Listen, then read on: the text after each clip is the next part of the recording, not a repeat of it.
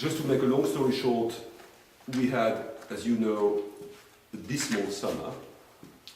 Something which was not as bad as some previous vintages, which I remember well, but of course not the summer of a great vintage, which is why at the very end of August we thought that we would never achieve a great vintage. What was still possible to achieve was a bad, a good, or a very good one, depending on the weather.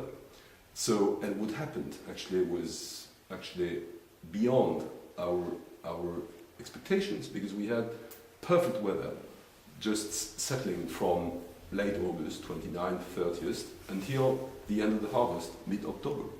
So it didn't transform, of course, 07 into a great vintage, because that was impossible from late August. But it allowed the grapes to get fully ripe, and I think that for the people who managed to make strict selections, it made it possible to make good, very good wines.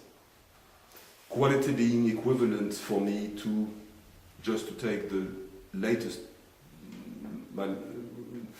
impossible vintage equivalent to 04. So, of course, not 05, which is an extraordinary vintage. It's not 06, which is a great vintage.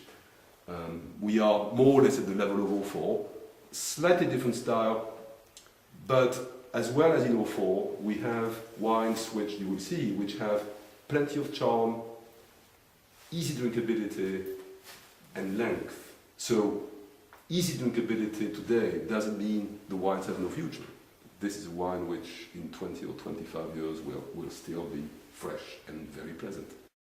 I think this kind of wine is actually extremely interesting for the consumer, because it's an easier drinking wine.